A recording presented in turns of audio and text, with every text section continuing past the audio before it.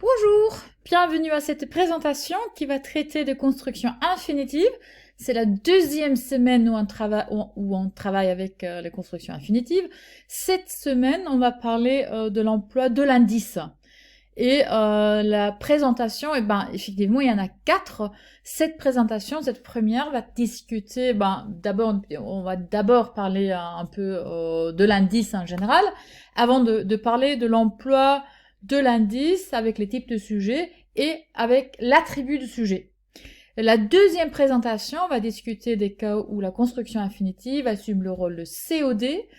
La troisième, où la construction infinitive est le complément d'une préposition, ainsi que quelques cas où on a une construction infinitive comme un adverbial. Finalement, la quatrième présentation, très courte, va conclure et va aussi vous fournir de quelques listes en ce qui concerne les constructions. Voilà, on va commencer maintenant par, voici le plan, introduction, le type de sujet et l'attribut de sujet. Et puis on va commencer avec une petite introduction. L'objectif de cette semaine, donc du travail de cette semaine, c'est que vous devez savoir quand il faut utiliser l'indice de l'infinitif et quel indice utiliser. Voilà. Altså 2 mål med denne ukas forelesninger. Dere skal vite når man skal bruke infinitivsmerket, og hvis man skal bruke infinitivsmerket, så skal dere vite hvilket. Og som jeg sa, presentasjonen er firedelt. Denne første her tar for seg ulike former for subjekter og subjektpredikativ. Neste, nummer 2, tar for seg COD. Nummer 3 tar komplement til preposisjoner og adverbialer. Og den fjerde er en oppsummering. Så kan dere gå frem og tilbake og se på det som dere vil. Selvfølgelig. Les facteurs décisifs, c'est quoi? Ce sont quoi? Afin de savoir s'il faut utiliser l'indice de l'infinitif ou non, il faut considérer deux choses.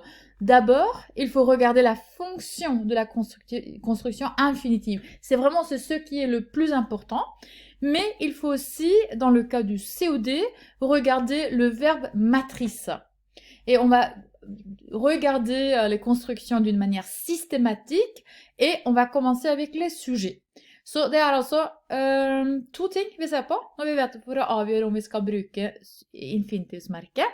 Det viktigste det er funksjonen som infinitivskonstruksjonen har, men i tilfelle hvor vi har en COD, altså infinitivskonstruksjonen er en COD, da må vi også se på det overordnede verbale, eller verbet. Yes. Quand la construction infinitive assume la fonction de sujet ou de sujet disloqué, il n'y a normalement pas d'indice. C'est la règle générale, pas d'indice. Par exemple, étudier est amusant ou bien étudier c'est amusant. Et dans les deux cas, vous voyez, on a l'infinitif sans indice, étudier.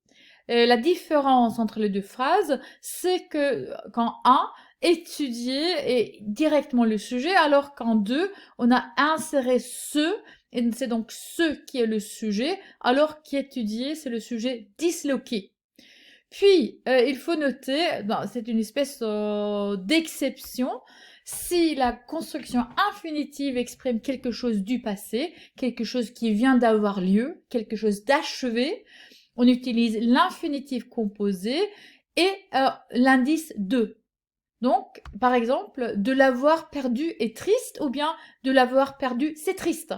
Donc, vous voyez la forme composée, avoir ou être plus participe passé, et puis c'est précédé de l'indice de.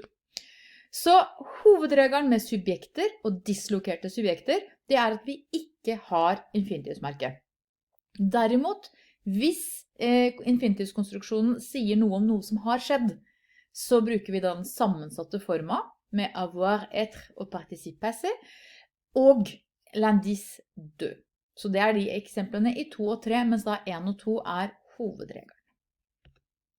Et maintenant, quelque chose de très important, à savoir les crochets. Parce que, comme vous le savez bien, A et 2 peuvent aussi être des prépositions. Il faut faire la distinction entre préposition et indice. Et s'ils sont des indices, Ils sont placés entre les crochets comme un 5. Il a parlé, on ouvre les crochets, de quitter les lieux, et puis on ferme les crochets. Et vous voyez que 2 se trouve entre les 2 crochets parce que c'est l'indice. Si par contre A et 2 sont des prépositions, ils sont placés avant les crochets. Donc, il a pensé à, puis on ouvre les crochets, quitter les lieux, on ferme les crochets. Et vous voyez donc la différence, c'est nettement marqué, la position de la préposition et l'indice. Donc, l'indice entre les crochets, préposition devant les crochets. Sånn at når det et infinitivsmerke, så skal den stå mellom disse hakeparentesene. Når det en preposisjon, så må den stå foran. Da står det preposisjon, hakeparenteser og infinitiv. Så det den formelle måten dere viser at dere kan forskjellen på i det dere skriver. Dette viktig.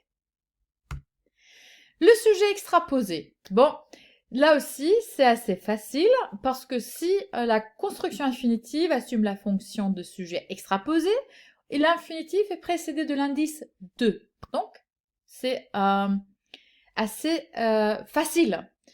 Et par exemple, il est difficile de comprendre ce principe de marquer un caractère gras, c'est l'indice, et ou bien c'est facile de se tromper. Et dans les deux cas, c'est un sujet extraposé. Le sujet de la première phrase est il, et ce dans la deuxième phrase, dans 7 et 8. Et on voit donc ce principe, l'indice entre les crochets, et c'est l'indice de l'infinitif. Or, si on a « il vaut mieux », « il vaut autant »,« il me semble », dans ces cas-là, il n'y a pas d'indice. Donc, c'est une exception là. Il vaudra mieux ne pas en parler. Il me semble être une bonne idée. Voilà.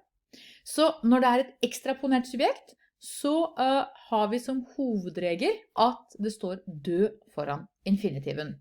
Det det vi ser i 7 og 8. Så har vi disse 3 uttrykkene, valoir mieux, valoir autant, il me semble, og legg merke til at det il me semble, med me, der det ikke noe infinitivsmerke, så det unntak. Men hovedregelen her, altså dø. L'attribut de sujet, là on peut effectivement trouver deux ou rien du tout. Et là il y a une différence sémantique. Si on utilise l'indice de, ce qui est quand même le plus courant, la construction infinitive sert à définir le sujet ou bien à décrire le sujet. Comme ici, son problème c'est de savoir quand terminer ou la décision est de rien faire. Donc, de savoir quand terminer, c'est quelque chose qui définit ou décrit effectivement, ici, c'est le sujet disloqué, son problème, mais la référence est identique avec le sujet disloqué et le sujet se, donc ça sert à décrire, à définir son problème. Et en 12, de rien faire, ça décrit aussi la décision, c'est définir la décision qui est de rien faire. Donc, voici l'indice 2. Her har vi altså de med subjektpredikativ, og da vil infinitivskonstruksjonen beskrive eller definere subjektet. Eller som i 11 her, så det faktisk det dislokerte subjektet, men det dislokerte subjektet og subjektet har samme referanse, så det er ikke noe stor sak. Så dette de som det flest av. Men vi kan også utelate infinitivsmerket ved l'attribut du sujet. Et s'il y a une relation implicationnelle, donc si quelque chose a lieu, puis l'autre en est la conséquence, donc on n'utilise pas d'indice. Donc la relation entre le sujet et son attribut est implicationnelle, on n'a pas d'indice. Et là, on parle d'une cause et d'un effet. Et par exemple, tout comprendre, c'est tout pardonner. Ça veut dire que si on comprend tout, on pardonne tout. Et l'attribut du sujet ici, tout pardonner, veut dire c'est l'effet, c'est la conséquence de tout comprendre. Et donc on parle de cause, effet. La cause, c'est qu'on comprend tout, puis l'effet, c'est qu'on pardonne tout. Et voilà, il ne faut pas utiliser l'indice. Aussi, avec quelques verbes, avec la montée de sujet, semblait paraître se montrer, Là aussi, il n'y a pas d'indice. Jeanne semble avoir tout pardonné. Jeanne est le sujet avoir tout pardonné qui est déplacé, qui monte à la position du sujet de la phrase matrice, ce qui laisse une trace. Et là, devant l'infinitif, il n'y a pas d'indice. Et de même pour paraître, la situation paraît s'améliorer, donc il n'y a pas d'indice. Mais donc, dans ces deux cas, il n'y a pas d'indice, sinon on utilise de avec l'attribut du sujet. Voilà. Si tout ceci est clair, vous pouvez continuer avec la deuxième présentation qui va discuter de l'emploi de l'indice avec le COD. Så med andre ord, hvis subjektspredikativet det en årsakssammenheng mellom subjektet og subjektspredikativet, så bruker vi ikke infinitivsmerket. Og med subjektsløfting, da bruker vi heller ikke infinitivsmerket. Og når alt dette her dere jobbet gjennom dette her, og det her klokkeklart, så gå videre til neste presentasjon som skal ta for seg COD.